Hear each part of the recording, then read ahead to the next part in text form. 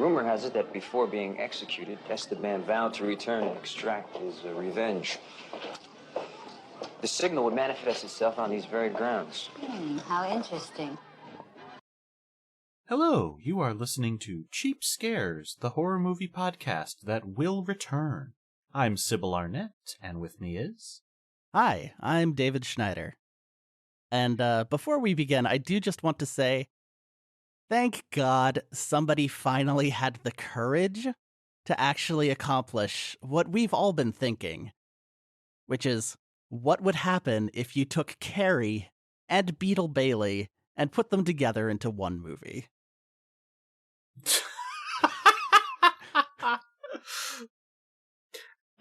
I did see multiple reviews reference Carrie. You got me with that last one. I didn't know where you were going to pull that from. I'm right, though. You're not wrong. Especially with the random acts of violence on a fat guy. Yep. Today we are talking about 1981's Evilspeak, which is written and directed by Eric Weston, who did not do much else in film.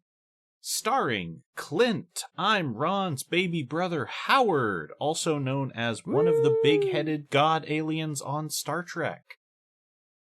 And there are other people in this who you would know, but I'm not sure they're really worth calling out. Don Stark, who was one of the fathers on that 70s show, Charles Tyner, Hamilton Camp, former singer. Just about everybody in this movie is either also in something else that you know well, or never acted after 1985. Yeah. It's pretty much just one or the other. It's a strange lineup of everyone. It's all your favorite characters. Like Bubba, Jojo, Ox, Charlie Boy, Kelly, Jake, Tony. I'm just reading down the list. None of their names matter. None of them. I'm 100% certain some of those names are not even spoken in the film. You probably have to pull them off of a uniform shot and one scene. Well, the uniform shots are all, like, last names.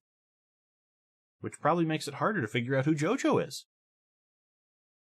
He's I'm the one who's assuming... standing at a 45-degree angle. Thank you. I'm assuming Jojo is one of... I'm assuming it's, if you go down the list, it's like, the main character, the adults, and the bullies. And then it just like, guy in background of two scenes. Yeah. So yes, this is a high school something. It's kind of not a horror movie for a lot of it, but it's not like anything else either. It's kind of just a misery simulation. Yeah, I had forgotten how unpleasant the first third was to watch before it starts heating up. However, it's probably because it has such a strong finale that I still remember this movie and have watched it multiple times. That's true. The last 10 minutes, once which is probably why everybody thinks Carrie. It does pop off. It definitely does. But before that, we have to go back to the beginning. Ye old times. We have quotes from Satan talking to a priest on the beach, which, doesn't really matter. Satan honestly doesn't show up in this film, as far as I can tell. Satan's just there. It's more Satan as like a general force than like a character. Yeah, but he has some disciples, and they have names, and they will not shut up. A Satan front is coming through the military academy. However, before there are military academies, there was the Spanish Inquisition. Yes, the beach, which is definitely in Spain. Mm-hmm. Yeah, the Wicker Man Beach. Monks are unloading a boat, and the man in the fanciest coat is telling a priest named Father Lorenzo Esteban that he is being excommunicated and should not be seen again. Otherwise, he will be welcomed back if he renounces his sinful ways, or he will be killed on sight. Yeah, this was weird because it kind of just transitions right into the next thing he does, which is a human sacrifice. He just kind of walks away from the excommunication and begins the ritual. My favorite part of this, which I actually didn't realize until later, is that when he moves like 2 feet down the same beach and there's supposed to be a time lapse, that second one is supposed to be in America near the missions in California. Okay, yeah, that fits with the plot, but that's not what they filmed. Yes. Yeah, what we see is Father Esteban walks down 2 feet with a very bad dissolve cut. He draws a pentagram in the beach very petulantly. Yes, this movie is just lousy with pentagrams. Oh, yeah. You can tell this guy is up to no good because he's wearing a fully black cloak. His belt has an upside-down cross on it, and his sword, he's carrying a sword with a pentagram. It's a very subtle. He then gets a woman to lower her top, kneel down before him in front of their sand altar, and he slices her head off, and in what is probably one of the funniest jump cuts I've ever seen in film, the head flies into the distance from the strength of this blow, and then comes down as a soccer ball. Hey, it's soccer! Woo! And suddenly we're in the modern day. Oh. It's a cool game. Everybody's having fun except for one person. I guess 5 people technically. Yeah. One kid loses the ball, but not in a terrible way. He basically just like oversteps, which you can do in soccer. Yeah, it's like completely normal. Yeah. And then immediately he has let them have the ball and score the second point of the game, and oh no, it looks like they've just lost at the academy. Yep, there's a hot babe in the stands who's just incredibly disappointed. When I was going through the movie, I thought it was, once they introduced the secretary, I thought it was her, but then I went back to check and it is not. I think it's one of the random girls from later. Yep. This movie is not the best for female characters. We'll just go ahead and say that. You know, she gets a line. She's got that going for her. Sure. So, this child who has just doomed their school to 10,000 years of failure and shame is Stanley Coopersmith, a.k.a. Cooper Dick. Cooper Dick, you've screwed up for the last time. Which is aggressive. So yes, everybody hates him. Everybody hates Coopersmith.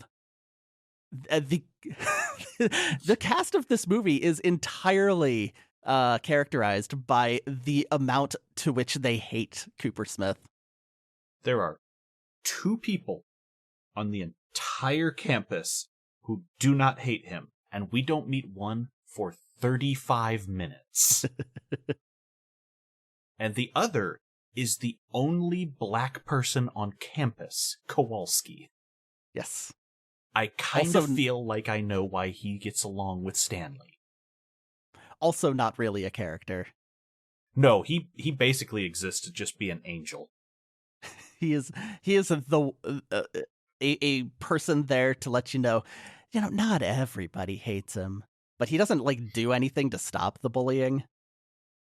There's a lot of extras in some of the parade shots, but yeah, the only people we will ever see interact with Stanley are instructors who hate him, the students, 4 of which are the bullies and are basically 90% of the people he will talk to, and Kowalski. So, we are now finding out that Stanley has been assigned to clean out the chapel's cellar as punishment for what we don't know, a task that might take all semester. And at this point, the coach is just saying, look, everyone at the academy gets to play 2 quarters a game. That's how this goes. Unless something happens to a guy that keeps him off the field. Hint, hint, men who I hate along with him. This is like 3 minutes since we've started this part. It is fast. This is no. Like we just met this kid and people are already conspiring to kill him. Oh no. I think my favorite one is that we cut from the locker room after the game where I get the coach being upset, if he's not here, whatever, boys. But the colonel walking around with a senator's wife and one of the students' mothers going, we used to only take the best and prestigious sons of America, but now we have to take in welfare cases like Cooper Smith. This kid is so infamous, they're just discussing him as a problem child to anyone who will listen. Yeah, did you see him in that soccer game? He fell a little. Ugh. Disgusting. And only Freak. At the very end of the game. I don't know, maybe he fucked up a lot more that we didn't see, but we didn't see it. So yeah. So Cooper Smith, Stanley, heads over to the chapel, and he starts going, hey, Reverend, you here? No? Okay, I'm gonna go down to the basement, which is where I need to be. Well, we should note that the Clint Howard's performance is basically what you just heard. He's just kind of trying to hide in the corners and just going okay, I'm sorry. Clint Howard seems to think just making an "oh, gee, Sarge" face the whole movie will convey sympathy for him. It does not. He just seems slow. Except we're told that he is a friggin' genius who has created a computer program to translate Latin on an Apple II. Well, it doesn't even say that he created it. It's just there. I guess it kind of assumed that he did, but the only thing we know that he makes is a model catapult. True. It's hard to figure out. We're told alternatively, he's terrible at his studies, but he's an incredibly bright boy. But God, he just can't do anything right. The plot barely makes sense. The events barely connect to each other. You're just gonna have to roll with it. Yeah, if you think that we're describing this in a way that it's nonsensical, it's probably a lot of editing thing. I listened to a commentary with the director. There's some fun facts I'll drop in as we go, but he did not mention anything about there being 2 or 3 drafts or rewrites, so this was a good old cocaine special, I guess. Anyhow, this is where we meet Sarge, the oh my God. the local mass murderer. Yeah, Sarge definitely is a guy who would have a body count in a movie with a higher budget. Sarge is what happens if Freddy Krueger does not get burned alive and is instead left to continue drinking alone in the catacombs underneath the chapel. He lives in the basement just full of trash. He does nothing but drink and read his nudie mag and threaten to basically murder our main character, Cooper Smith. Yeah. Sarge gets a scene that is the most immediate I made in this film, which says something. Nobody told him that some sort of Cooper dick was coming down here. Yep. The Reverend shows up at this point because Sarge is like, I'm gonna kill you. I'm gonna kill you for walking into Sarge's house. And he's like, no, he's down here. He's going to clean up all this mess, Sarge, which is something you could probably do. You don't have enough reason to hate this boy yet. And the first thing that we see him clean is a crate full of hay. I think this dungeon here was just every prop that they could find in the studio, because none of it makes any sense. So I don't know if the catacombs were actually part of this chapel. I kind of suspect they have to be based on a few shots. Yeah, it's there's a door in the back that leads to the stairs that are it's just a dungeon. Yeah. But this was an actual chapel in Los Angeles, they found. Most of the movie takes place on the campus of what was then the San Roque School. It is now a different Catholic academy. And this was a condemned church in downtown Los Angeles. Oh, good. The place was about as cursed as you could get. There are some stories the director told that I'm not sure are real, but there's one bit he says, "We cleaned it up to make it look feasibly dilapidated. And 3 days after filming wrapped, it was burned down in hopefully unrelated circumstances and never rebuilt." Cool. Well, Yes. I guess good that they got it in there. They finished their movie, so whatever. I just love that the band had to say presumably Hopefully. unrelated circumstances. We don't think we did it. We probably didn't leave a wire in a rag. So, the Reverend sets up Sarge to hate this kid, walks outside, and the Colonel hands the lady off to him. And she starts trying to get into Father Esteban's pants while he's giving a tour. Yes, she wants to see the chapel, and I wrote sexually. Yes!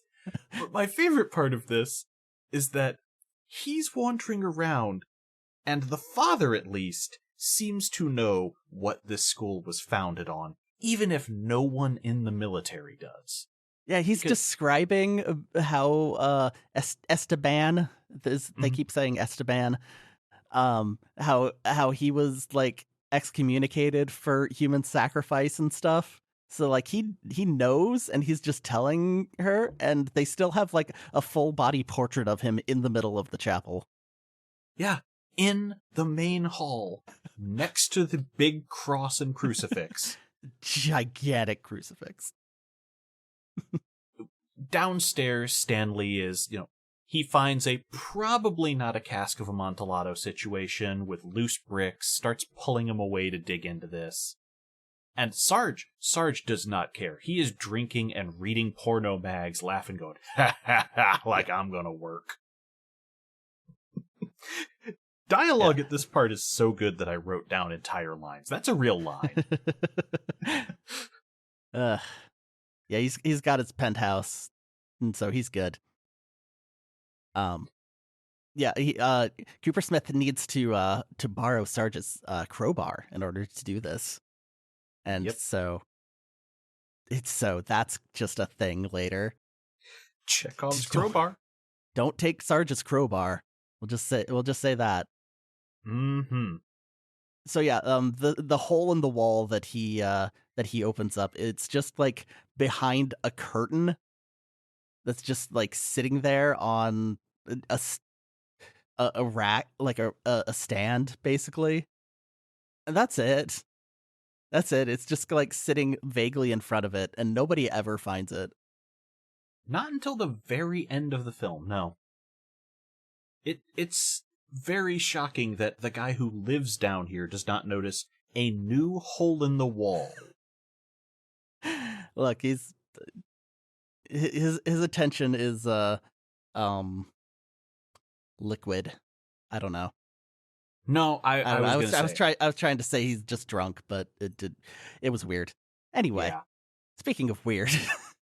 Yeah, Stanley's wandering past sealed specimens, including a fetus in a jar, webs aplenty, 7,000 candles, and ancient tomes and chalices. It certainly seems like Roberta Williams had seen this movie, because this scene is like almost exactly the same as one in Phantasmagoria. Just breaking down bricks in the wall, and there's a weird spooky chapel with a giant book in here. You're right. I hadn't thought of that, but that does fit. I just played that game a few months ago, so it's in my brain. Above ground, the Reverend continues this insane story, and the signal would manifest itself on these very grounds. the priest knows that this academy was a monastery founded by a Satanist.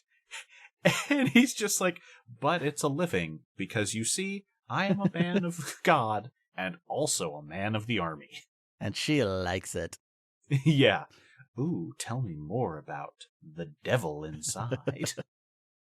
So, yeah, all this setup, I just kind of assumed that she was just going to be one of the people that dies at the end. No, she just leaves. She just walks out of the movie right here. Yep.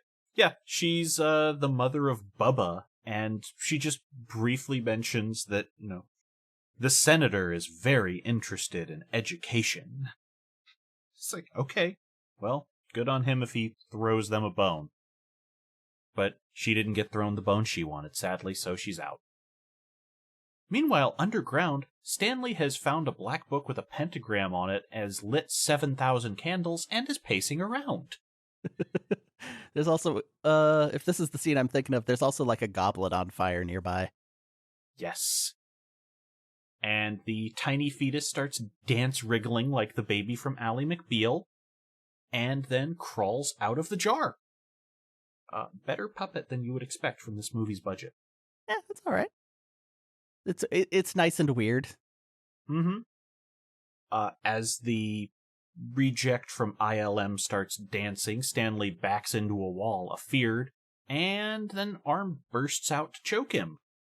So he gets free, runs for the door, and then all of a sudden Father Esteban is levitating at him with a sword in his hand. Yeah, it's a sick visual.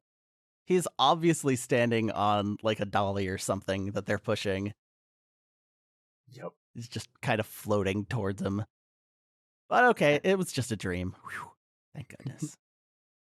What wasn't a dream was he took the most evil book of all from the from the basement. Just took it with him. It's got a gigantic jeweled pentagram just right there on the cover, just for fun. Stanley is walking around campus with Father Esteban's diary out in the open, and this is a big black leather tome with a metal and gem pentagram on the front of it, and a weird cat's eye in the center. Also, he's late to class. I don't even know. Oh yeah, he's so late to class. Because the bullies unplugged his clock and tied his uniform into knots. We can't describe every single indignity they inflict on this kid, but it's like, it's constant. What did he do? There has to have been some first incident, right? It can't just be we hate the poor kid, right?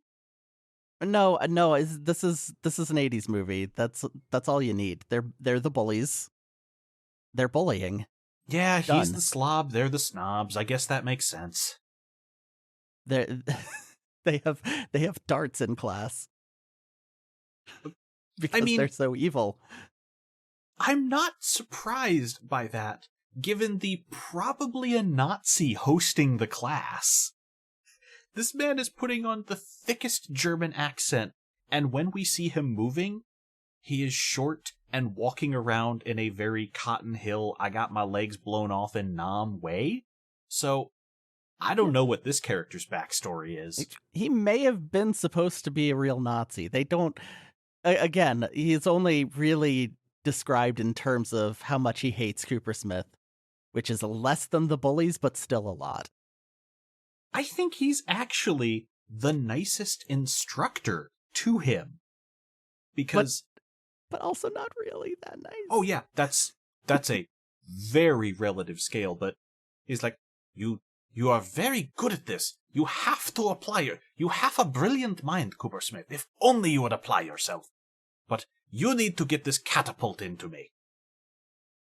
And Stanley's like, well, it's going to be incredibly accurate. I'm using computers. Yep.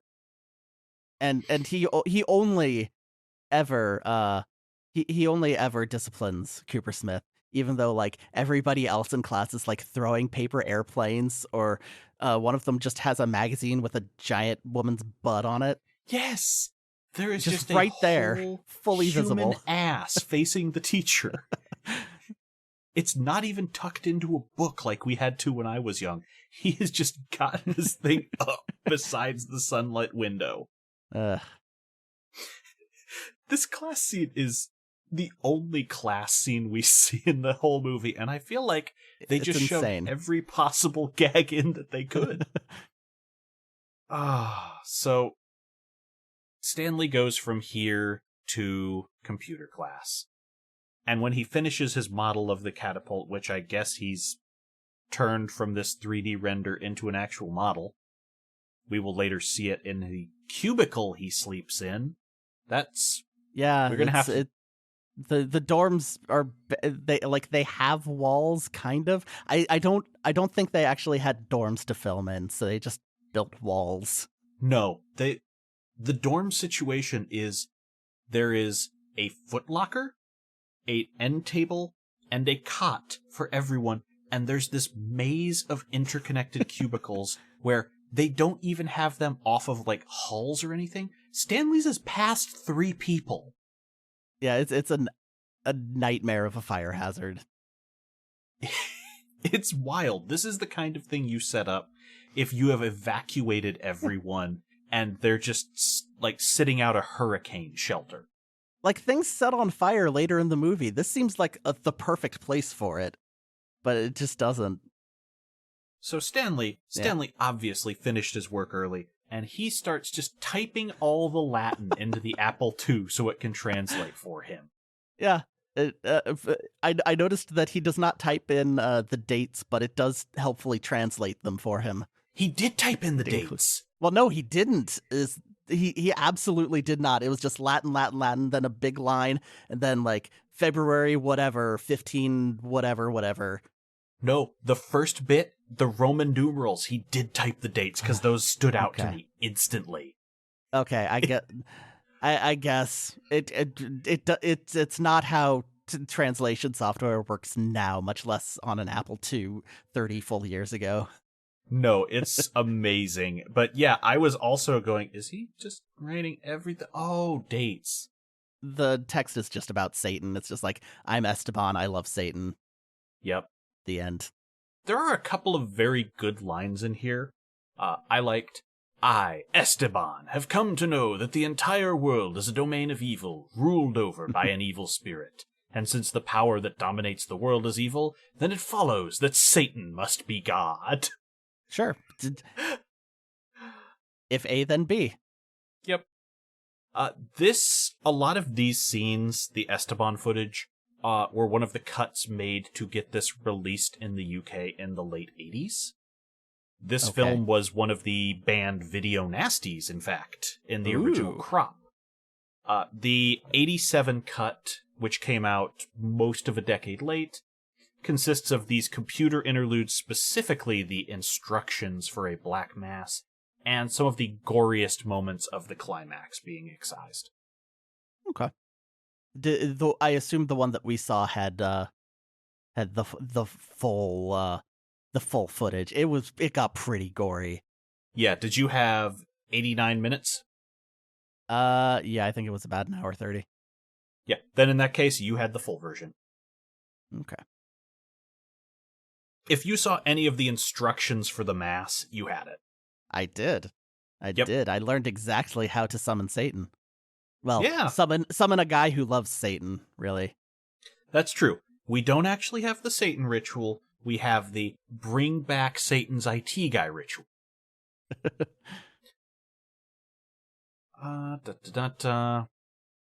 Cooper Smith is hassled again in the halls. It sucks to be Cooper. Kowalski shows up to like try to help, and they just grab him and like start pushing him out the window. Yeah. That seems extreme. And this is when the father walks by, and they are constantly like making up yours gestures and faces behind his back through the whole scene. And you'd think, based on how he's reacting here, based on the fact that he's like, Cooper Smith, your hat is outside. You must get this, otherwise you will be in trouble. But at the end, we see him giving a legit sermon to being like, don't cheat others, you're cheating yourself, God can see everything you do. So he's not even a corrupt priest. No, he's just unbelievably unobservant. Yes. It's like, what? Yeah. Like they're going like full on Animal House behind him, and he just doesn't even notice. And so Stanley has been sent to the Colonel. Every time we say the Colonel, just think we mean Principal. That's his role. The General Half-Track. No, he is Principal retired Colonel Kincaid, who is like every now and then he almost seems like he actually wants to do his job, and then he starts going off on a speech that basically blaming Cooper Smith for getting bullied. Well, you see, a curse haunts this school, and it drives men to conflict, so even though the Colonel has good intentions, the supernatural force means he has to make life hell for this boy. Sure, that's an excuse. Yep. The curse is very vaguely shown, sometimes a little maybe. Yeah. It's usually just people being shitty. So, Stanley has to leave his books outside, and this is when Esteban's diary falls into the secretary's wastebasket, and because she is a woman and sees jewels, she immediately hides this for herself. Yes. This is mine. Mm-hmm. But the Colonel reveals to us Stanley's parents died in a car crash, which is why he's suddenly a ward of this military Catholic school?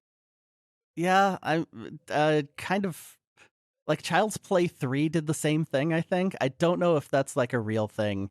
It's just like, what are we going to do with this orphan? He's too old. Send him to military school. I don't know if that actually happens. I don't know. It's not the sort of thing I would know how to research. I don't really want to research it, honestly. It's depressing. Also true. Speaking of depressing, I'm going to make an excellent soldier out of you, and I'm going to make sure you remember this chat every time you sit down for a week. Now assume the position, and he just starts spanking the hell out of Stanley. Yeah, it's, the first step to being a good soldier is getting caned, I guess. Cool. For being bullied, basically. And as bonus punishment for this, because Stanley, I don't know if he just is too much of a wiener to speak up about these things, or if he has given up on trying. He never does during the film. Oh yeah, no. At any time somebody like confronts him with a direct question, he's just kind of like, I don't know. I don't know where my hat went. I don't know where my pants are. Yeah, that was one. That was a weird one. Yeah. But that was much later. It is, but yeah, that's easily the most jarring one. So he's been assigned a bonus punishment as an addition to the... I think we see no less than 5 different chores he has assigned during this film. He's cleaning the basement. He is doing something in the local hog pen that they have. Mm-hmm. And that's where he's sent now. Yep. We see him emptying trash later. That's all I can think of off the top of my head. We spend a lot of time down in that basement. Yeah, most of it seems to just be if he's not in class or at some kind of scheduled thing, he needs to be in that basement. So we see the secretary trying to pry the gems off the cover with a screwdriver we will later find out was stolen from Sarge as well. Oh, cool. And the pigs decide to try and Hannibal Stanley over this? Yeah, they as soon as anybody touches those jewels, just the local pigs start going wild. It's like clearly a cause and effect, but it's the only time I get this movie doesn't like pigs very much, I think. This movie does seem to think that pigs are satanic creatures, yes. It's kind of like the Wheel of Time and crows, or was it crows or ravens? Ravens. Ravens, yeah. Yeah. I don't Wolves, know. Maybe... though. Wolves fucking love wolves. Oh, yeah. No. Best Wolves creatures are in the world. Yeah, wolves are like land birds. I don't know. I would cut that, except it's one of the stupidest things I'm going to say this time out, and I can't do that. Okay. So, So yeah, that just happens, and he gets out of the pen, and then he's fine. It's basically just setting up a scene for later. But he wanders back to the cubicles they all sleep in. This is the first time we see them, where the other students are sawing his catapult apart. Yeah, that'll teach him. They do drop a slur there. Yeah, there's a few of them. It's an 80s movie taking place at a military academy, and you know what you're in for on that front. That's the lesser of the content warnings. It's not... It is clearly not intended to be in there as a cool thing for you to do. Yeah. No, this is a film that seems to very firmly say, hey, kids, if you're in a situation like this, Satanism is A-okay. Get out or kill them all. It really works either way. Sometimes murder is justified. Yeah, this movie does not teach life lessons. No. But yeah, he returns just covered in like mud and pig shit and whatever, and he just like without undressing or anything just falls right on his bed, which is what I thought was disgusting. Oh no, 100%, especially because I have questions about how many uniforms they have or what the maintenance on these sheets is. Or is that another one of Stanley's duties? Just laundry probably. room? Yeah, I would assume so. Just to do anything nobody wants to do. It's Stanley's job. But when he wakes up, he goes looking for that book again, and it's gone. And he goes to the roller rink where everyone is and starts blowing up on people on the track. Where's my book, Bubba? Yeah, I don't know about no book. He puts on roller skates to confront them. Yeah, he does it on the track. He doesn't wait for them to come off of the track. He could just walk on there. It's not like an ice rink. You can go to the side. And then he waddles away in a, like, almost falling manner because we have to laugh at Stanley. Oh yeah, look at that piece of shit. Meanwhile, the secretary is meddling with the pig jewels elsewhere. This is just a running theme for another 45 minutes. She is going to continue to meddle with the pig jewels. As soon as she gets that book, that's all she does. Yep. She's about to have her only line in the movie when Cooper Smith shows up at the office going, "Did I leave a book here yesterday?" "No, I don't think so." "Well, it's a very important book." "I think you need to leave, cadet. There's no book here." That's it. That's the only time she speaks.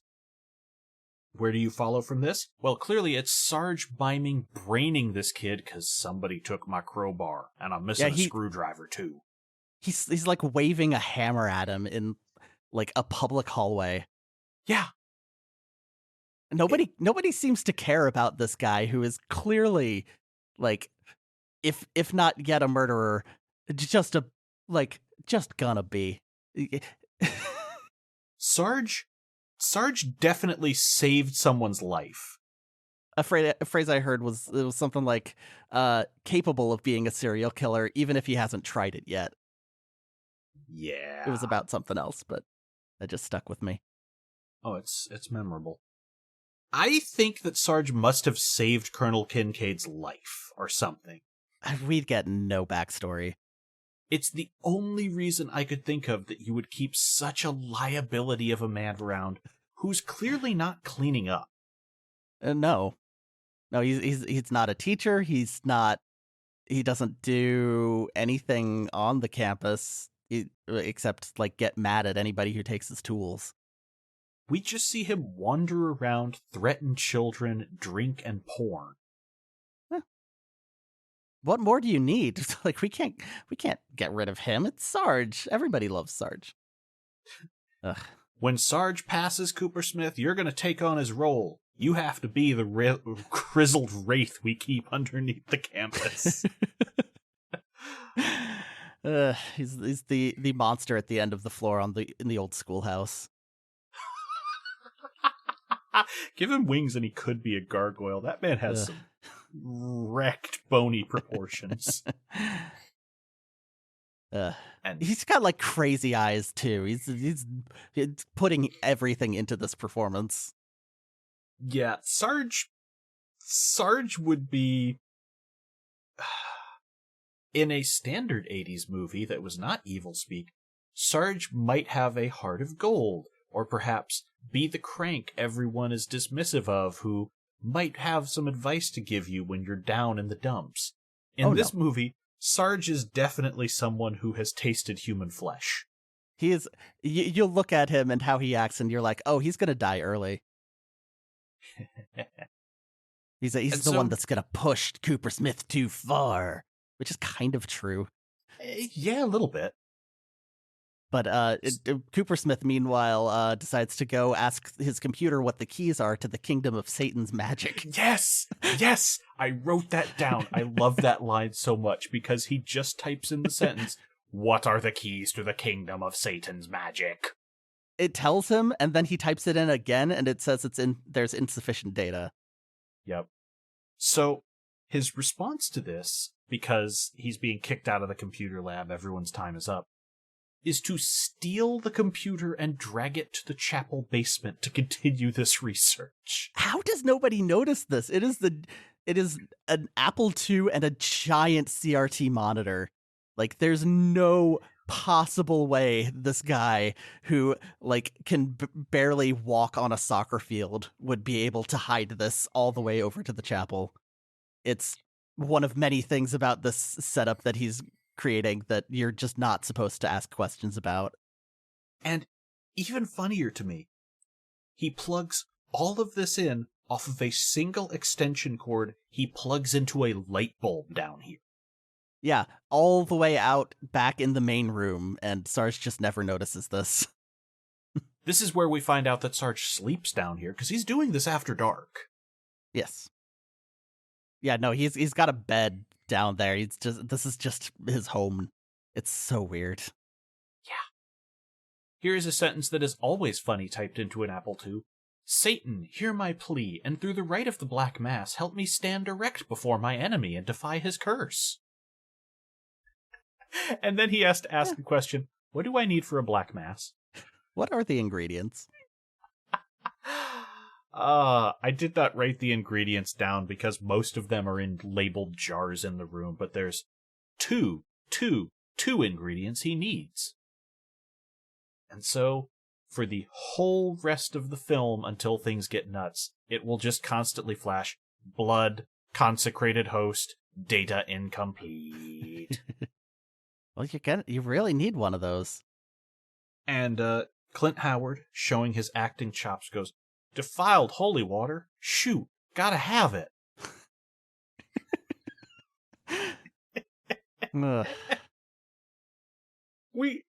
Clint Howard seems to be a nice chap, and he's definitely been okay in other movies, especially since, his brother makes a place for him anytime he can, but he's not really trying here, and it's fine. Clint Howard is not leading man material, especially 1981 Clint Howard. He does good enough for something like Evilspeak, I think. Yep. But the Reverend comes down and finds him, and tells him, "All right, you need to go eat. Get out of here. You're not finishing this all tonight. Whatever." And this is where we meet Jake the chef, the only other good man in the film. Yes, he's just there. He's not wearing a shirt. Stanley is scraping the empty buffet buckets or whatever you call them, and he's just like, okay, come on back. I'll make you a steak. Yep. And he makes a comment about, your parents must really got a thing for you if they just sent you off here, or they must have pissed off the colonel or something. He's like, they kind of did. They died in a car wreck. He's like, Well, if you told me that before I cooked this, I would have given you more mashed potatoes. Yes, he sees the trouble that this young teen is in. He's just screaming internally at all times. Yeah. Jake is the angel to Sarge's devil on this campus. We also don't get his name for like another half an hour after this. Yeah, we will not find out until other good character Kowalski. I think it's the last scene that either of them are in. Yes. Literally the last time. They kind of disappear after that.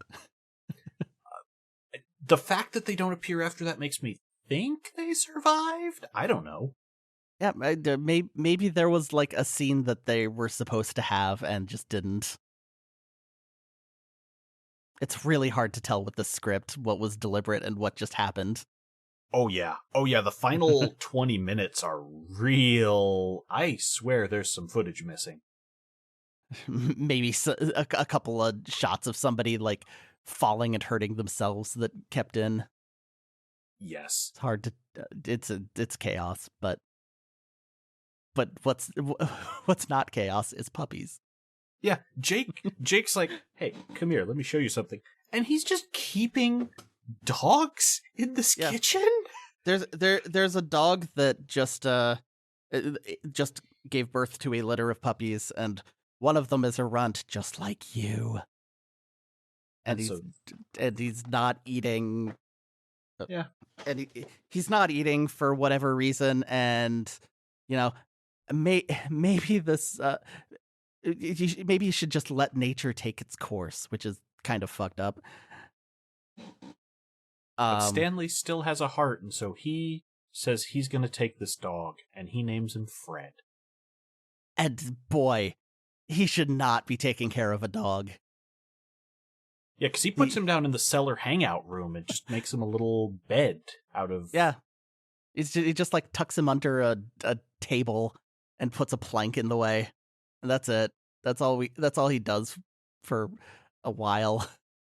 Mm-hmm. We never actually see him like feeding this dog or anything except a bone once. Yep. Which is not food. Yeah.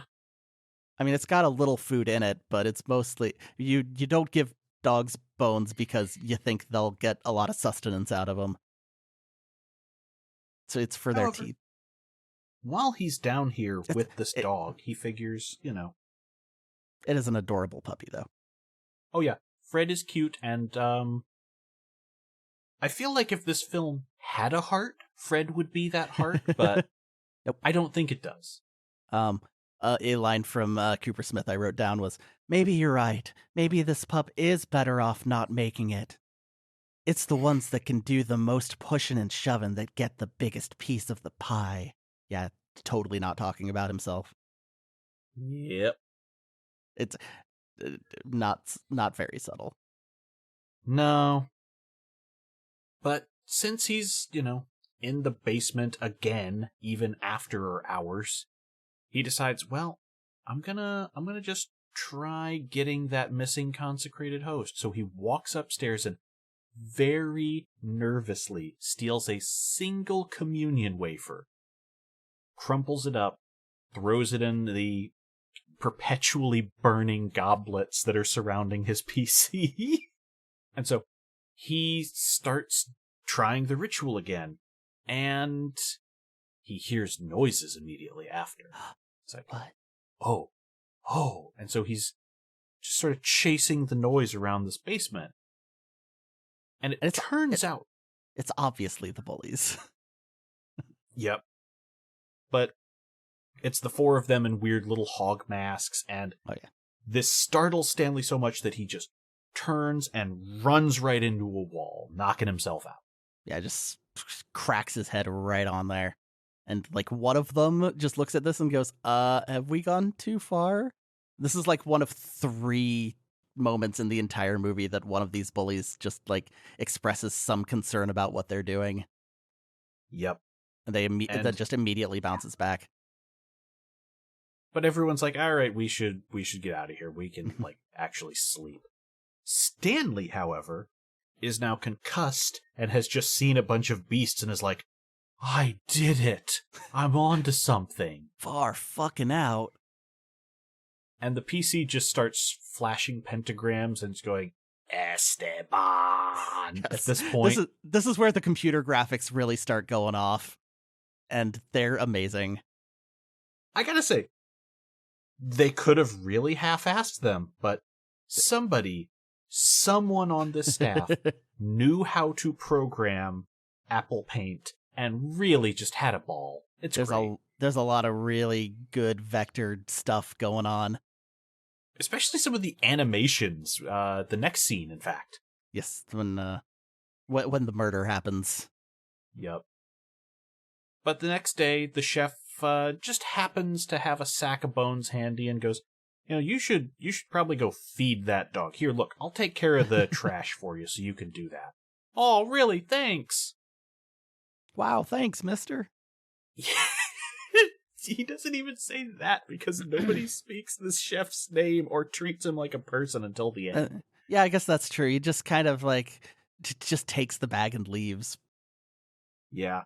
I wonder if there's an alternate version of this script where Stanley spoke a lot more and they just determined Clint Howard can't cover that level, or if whoever wrote this decided the whole time, no, Stanley is a meek little mouse of a man.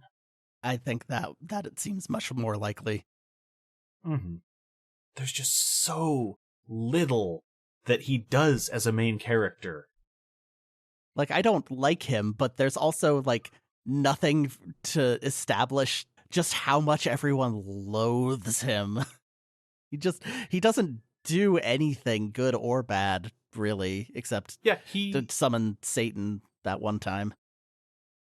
He seems pretty innocuous, which is why it's you feel like you either needed someone more loathsome in that role or you needed an inciting incident. If they're gonna bully anybody, one of them's really fat, one of the bullies. Yeah, that bigger than Stanley. That's not a good thing to do, but it's something rather than nothing. Yeah, you feel like it would have been just as much of a reason. And Stanley just takes these bones downstairs, but it wakes up Sarge, who starts trying to follow this noise. No, what wakes up Sarge? This is important. Okay. Is Cooper Smith decides to pull down a book from the top shelf of the gigantic bookcase, and so it's like stone built into the wall. He climbs it and just sort of smacks at the books a little bit, and they just all fall on his head, and he also falls. Right. It's so unnatural.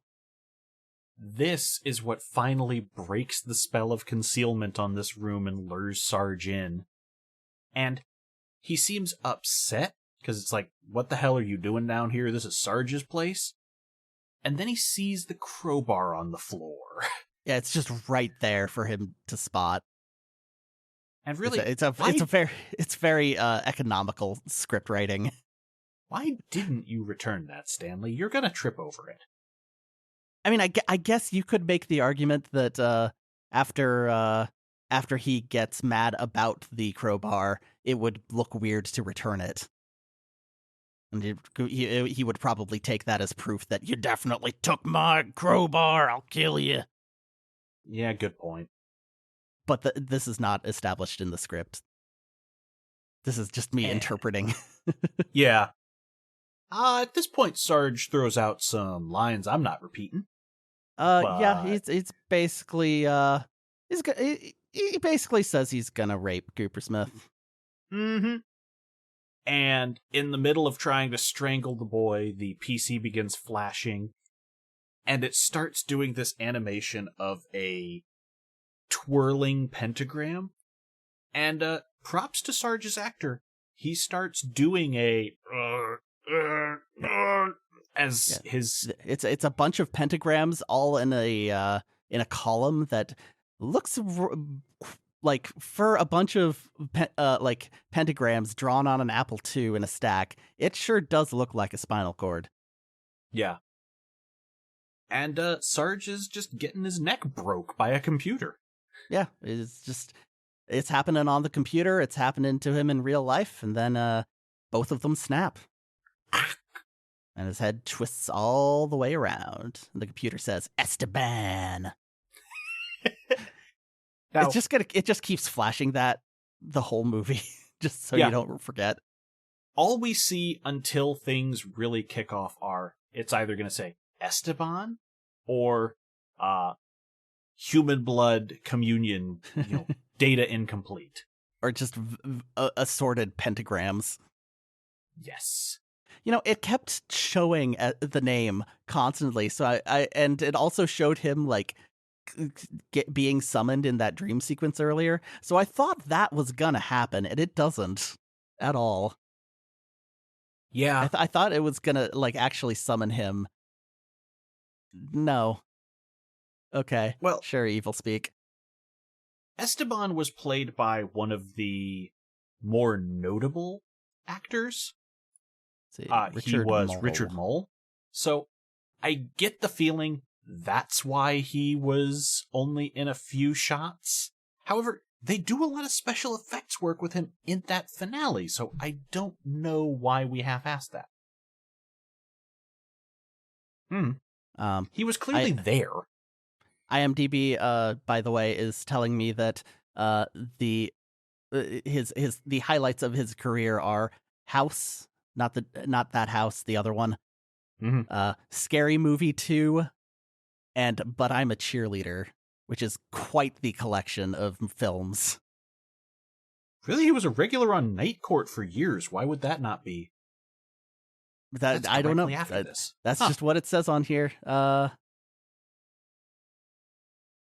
the fuck, IMDb? Yeah, that's weird. Yeah, no, it's on he's on a lot of better things. What the hell? Yeah, 193 he has an actual episodes career. of Night Court. What the fuck? All right. It's just a thing that I noticed. Sorry. No, that's fine. I'm just suddenly baffled. It's like, yeah, I see why he wouldn't be here a bunch of the time. He had a career, but what the fuck? Oh, and So, fourth on the list here is Jingle All the Way with Arnold Schwarzenegger. Well, it's better than Jingle All the Way 2 with Larry the Cable Guy. Sure. I think I own that. I should watch But I'm a Cheerleader again. It's been a very long time. It's one that I keep wondering if I should revisit or not, because there is some real campy acting that I remember. Oh yeah. But if I'm gonna go for Camp Gay, why not just watch some John Waters? Why not both? Just get 2 monitors. Honestly, it wouldn't be one of the worst decisions I've made. Good point. See how well the movies line up. Sorry, I have completely derailed our talk of Evilspeak from 1981. Please proceed. It's okay. It's okay. Sometimes a podcast needs a digression. Sure. So, Cooper Smith has a very reasonable response to seeing a man die in the middle of trying to assault him, which is he immediately runs out to find all the authority figures he can. And he runs into the colonel and the coach. Yeah. He runs straight over to them, and he's like, and they're just like, fucking Cooper Smith, what are you doing? Go away. Yeah. The response is basically, where's your hat, you fat fuck? Dismissed. And he leaves. He starts pacing around. Yeah, he can't put, he is just crumples immediately in the face of any authority. Yeah. Even if he's trying to report a dead body that just got murdered by Satan right in front of him. So he starts pacing around the cellar room near Sarge's body, and this is when he discovers the second curtained off area. Yeah. Apparently curtains are just unbelievably good at just hiding everything. You couldn't possibly even consider that there's something behind there. Here's the secret. He's colorblind, and he just can't tell them apart from the walls. Sure. I don't know. It makes as much sense as anything else in this movie. Behind the second curtain there's just a full-on skeleton-filled crypt. Yeah, it's just a skeleton cave. What? What's the problem? And a big cross-shaped coffin marked Esteban. Is it even a coffin, though? It's just like stone. Like, there's not like a separation where you'd put the body in. So here's the thing. I refer to it as a coffin because otherwise it means that Esteban had a big stone cross made with his name, but didn't print it in a way that it would be inverted. Yeah, okay, good point. Yeah. But I don't know, I just assumed that this was like a sacrificial table or something, even though it doesn't have like bloodstains or anything. Yeah. But it could be anything, really. It's just a there's a big cross Esteban there. cross. It's pretty sick, honestly. Sure. Suddenly, we cut to the secretary, who has gone home and immediately begun stripping. Well, first she tries to pry the jewel off again, and it doesn't work, and then she just takes her clothes off. And so she... In the dark. Her home is so badly lit. Oh, yeah. There are very few sets outside of that campus. I get the feeling this might have been a hastily covered up office or something on the actual campus that we just tried to make look like an apartment. Found a random person on the street and said, hey, can I film in your apartment? Yep. We're going to bring pigs in there. Okay, maybe not. Anyway, yeah, she showers and we're seeing full on everything but the front. It's an early 80s horror movie. You know, you gotta get a little bit of boob in there. It's mandatory. You cannot possibly sell this movie otherwise. I'm gonna be honest, I was sold on this. Yeah, I was sold on this movie way without the boobs. Sure, you were, but you're not a 1981 studio executive. That's true. I'm not, and I probably have the functioning nasal passages to show for it. Anyhow, she gets devoured by hogs in her shower. Yeah, she hears some noises, and she just opens the door, and there's just pigs. There is one really good gore shot of...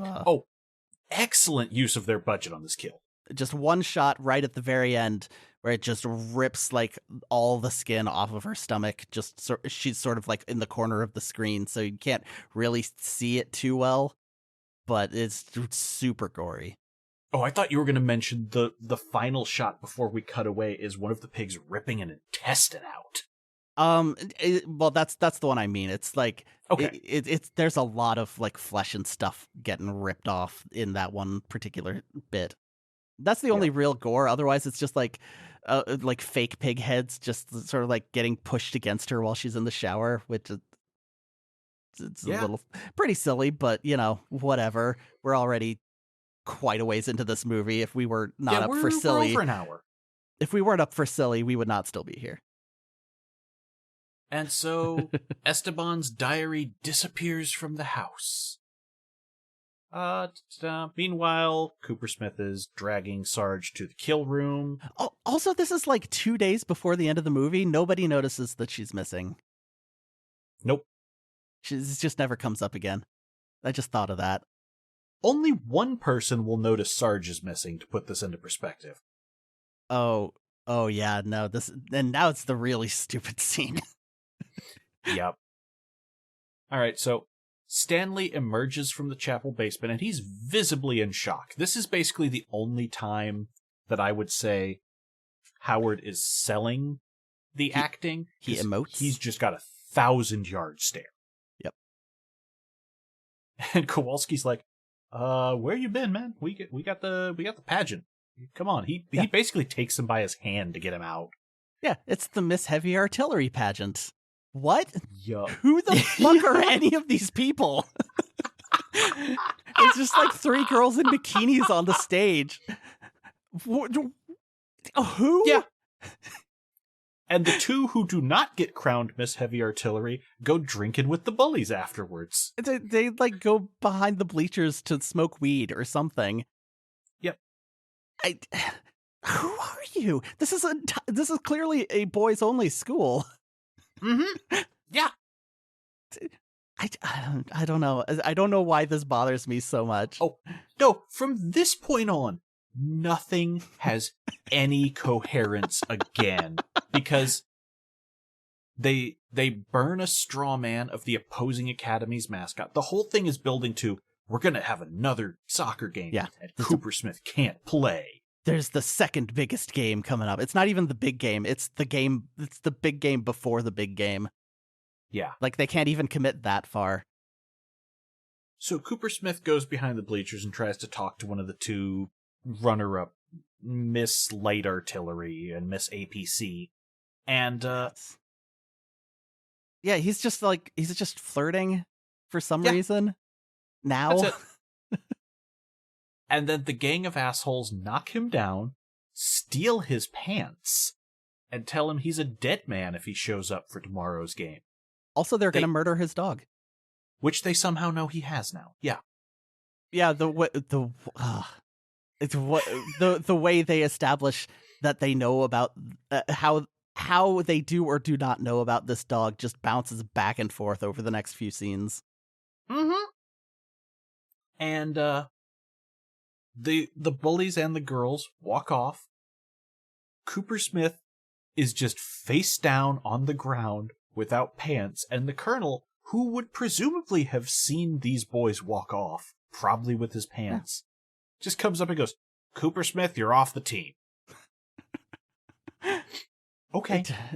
You're just doing him a favor at this point.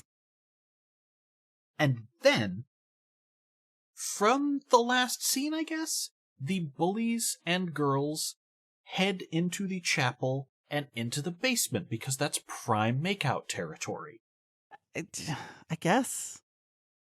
And they are visibly holding, I presume, joints, but the cigarettes and six-packs. They got smokes and beers. Yep.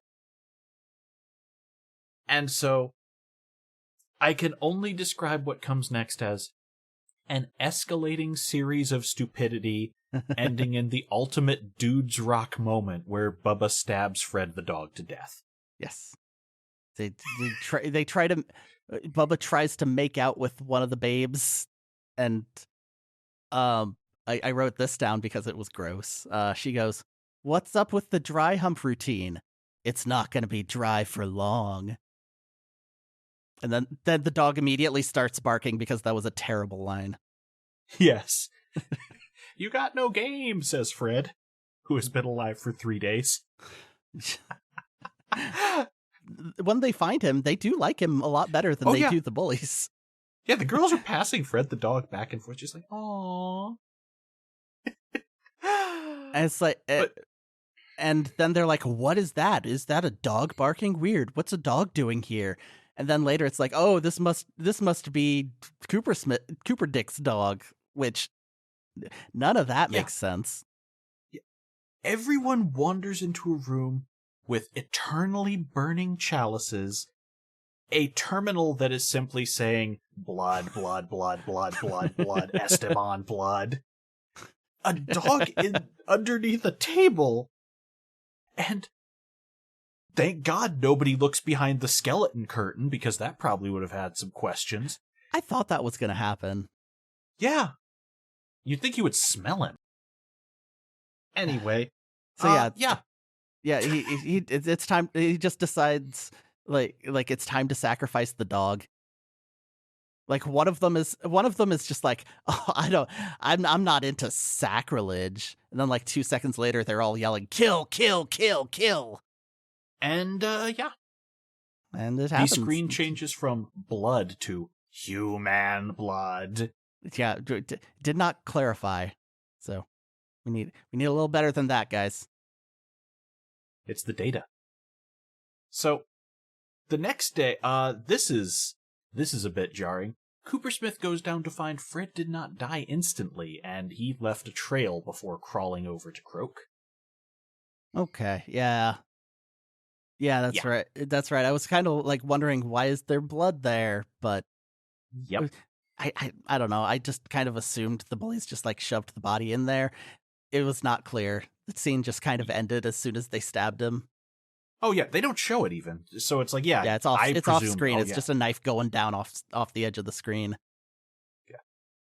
And the computer starts chanting, "I will return," over and over and over. Yeah. Meanwhile, And another funny bit was he picks up he's cradling the dog and he just goes, "We were a team, Fred." No, you weren't. You were also, not. Why say that to the dog? The dog didn't choose to get stabbed. Fred, you betrayed me. Damn your mortality. I don't think it was like it was like he was treating it as a betrayal. I know. It's such a weird lie. It's like, oh no, Fred. It's got some Gil vibes. Anyway, it's time to end the movie, so all of the sports team goes to the chapel. So we're clearly before the big game, because it's the morning as Cooper Smith wanders in at the break of day. But everyone has to go to chapel now, and Kowalski hears them talking about maybe he got the message. And this is where the coach is just like, hey, shut up about that. And the bullies tell Kowalski, yeah, no, we totally murdered a dog last night. Woo, dudes rock. Yeah, just like in front of everybody. And yeah. So that's Kowalski weird. starts running around campus going, where the fuck's Coop? I would like to know where Stanley is. And this is the only time we name the chef Jake, because, yeah, the two of them are just like, have you seen him? No. We have left the movie. Jake, have you seen him? Is something wrong? I think so. And then they never appear again. Well, I guess we better get out of town. So, Esteban's coffin suddenly bursts with light, and the letters in his name are on fire, and the diary reappears. And Cooper Smith is like, you know what? Sure, we're doing this. Yeah, why not? He wanders upstairs to the chapel, covered in dog blood, and just grabs the whole communion. And Nazi professor sees him as just like, Cooper Smith? And he walks over and he sees bloody handprints, and then he brushes his hand on it and rubs his fingers, and is like, my God. But he doesn't stop him. He just starts following him slowly to the altar room. Yeah, I mean, I guess this kind of makes sense. You see somebody covered with blood doing weird shit. Maybe don't just immediately confront him. I could see a human being doing that. So I'll give the movie this one. All right. By the time he gets in there, Cooper Smith is just going wild, and he's doing the whole ritual, and he's like hucking the wafers around, and the screen reminds him, human blood, as the instructor berates him. So Cooper Smith grabs this guy, hurls him into the air, and impales him on a spiked pentagram chandelier. Yeah, this was what I meant earlier about like the curse stuff being really inconsistent. Because he just hurls the guy like 10 feet into the air. I guess we're from below. We're supposed to assume that Satan's involved here, but we don't really like. He could just have like glowing eyes or something. That would be easy. Just draw like get a video toaster or something. Just draw on there. Yeah, right after this, we get the scene where his face turns into Esteban's and begins reciting, but... Yeah, boy, that was a silly shot. Mm-hmm. And meanwhile, upstairs, everyone has filed into the chapel. The best scene. And the father is giving a straight up, in the big game tonight, sometimes you're gonna be trying to get one over on the referee, but nobody pulls one over on the head referee, the big man. Jesus. He's doing the whole youth pastor bit. I wrote a lot down from this scene. Oh, please. Each time you go to the trough of sin with gluttony and lust, like pigs, you're being coached by Satan. And if you care to check the standings, he's got a losing record.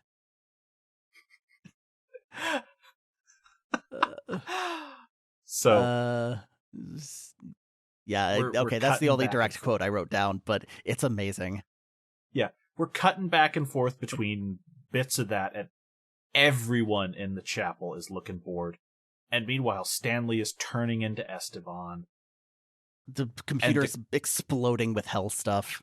Yeah, it's all sorts of new animations here. There's like planes of fire, like Z planes of fire just going right at you, and like occasionally like nude women in there for some reason.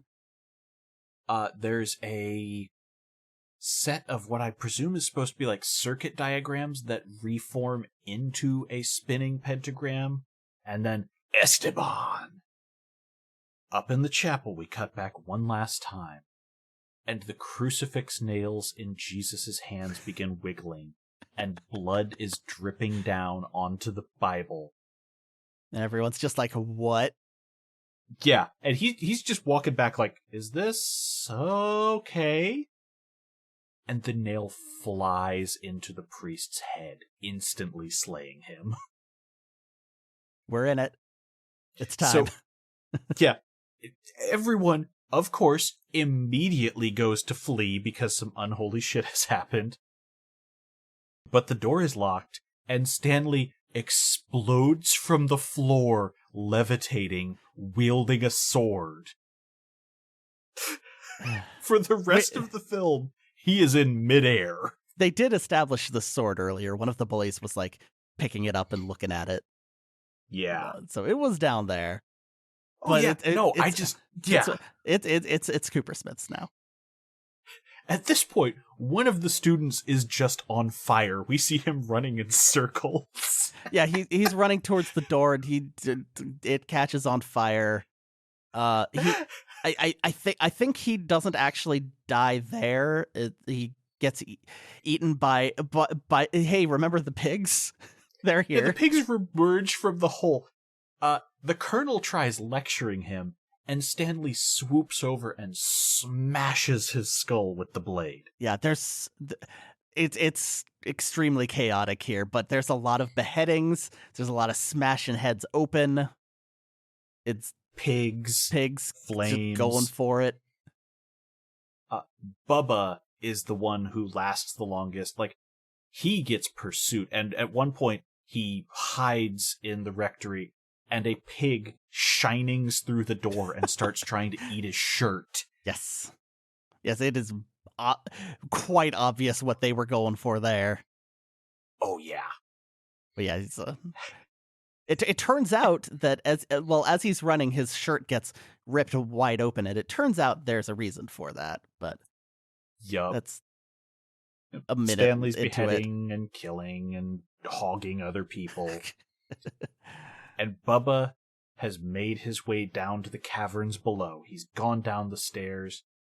And the kill room is now just a vast open area with Esteban's flaming cross coffin in the middle of it. And it's a very good shot of hell. It's exploded and like cracked in half. Yeah. And this is when Sarge's wraith rises up, lifts him by the neck, and rips Bubba's heart out. Yeah. He just pulls it right out. There it is. Still going. And as someone pointed out to me earlier, this was a few years before Raiders, so it's possible someone took that from Evilspeak. Yep. Well, this that was Temple of Doom. I specifically remember that because I thought that was stupid. I looked up which. But that was 83. But once he pulls out the heart, Bubba does not continue screaming, does not get descended into hell. So, yeah, Evilspeak did it better. Yeah. The final shot of the movie is the massive cross in the center of the chapel toppling over into the hole, just giving us this inverted cross rising from flames. It's a really wild shot. Yep, everything's just exploding everywhere. and then it's over. Everything comes to a stop, and what clearly seems to be if it weren't for the last effect, I would say this was we ran out of budget and we had to try and get anything to get this past the censors ending happens. But text just appears over a still of the church as a quiet heartbeat sound goes. Suffering from shock and catatonic withdrawal attributed to his having witnessed the fiery death of his dear friends and teachers, Stanley Coopersmith, sole survivor of the tragic accident at West Andover Academy Chapel, was admitted to Sunnydale Asylum. He remains there still. It is the worst font I've ever seen, by the way. Yeah, it's... Okay, so the Evilspeak logo is a combination of two fonts, and neither are good. This is the computer one of those fonts. Okay. Yes, it is a very computer-y font, but it is so ugly and hard to read. Oh yeah, I had to type that twice just to make sure I had it spelled right. We then see the PC flash on, and it reads off part of the Black Mass ritual from earlier. By the four beasts before the throne, by the fire which is about the throne, by the most holy and glorious name, Satan, I, Stanley Coopersmith, will return. And then we get a weird Virtual Boy version of his face on the screen, and that's when it goes to credits. Yep. Why will he return? To return from what? He's still alive. So, the director did say on the commentary, he had a plan for a sequel to this. And it's never been, put together, but he won't give it to anyone. At least whenever they recorded that commentary for the DVD release of this. So the 2000s, he still thought it was going to happen. Well, hope springs eternal, I guess. Yep. I kind of hope it doesn't happen. No, I don't think it's going to in any way be as gonzo as this film was. I feel like it would be a what was it called? Hobgoblins 2 situation. Yeah. So, well, it's best to just leave it there. What a weird movie. The thing that I love about this film is that there are so many places that you would expect someone in standards and practices, or at a studio, or an executive, or anyone would have said, can we tone this down? Can we make this a little more friendly? No one ever stopped any of this. Yeah, a lot of the gore shots, especially for the time that it released, you'd really think they would film it, and then MPAA would go, nuh-uh, and they would have to recut the movie, and then, on the DVD decades later, here's the real unrated cut. That didn't happen, as far as I can tell. Clint Howard did an interview with Gilbert Gottfried on his podcast at one point. And if you've never listened to that show's pretty good for random Hollywood stories because Gilbert's a great interviewer. He said there was a version submitted to the MPAA that was more over the top. This is what came back. And he also said that the film's producers made him pay for his own toupee. Okay. Which is just very funny to me. It's like, oh, okay. Insult to injury, all right. I guess that explains his hair. Yep. So yeah, that was Evilspeak. It's just people being miserable, and then they die from, Satan-ish stuff. The end.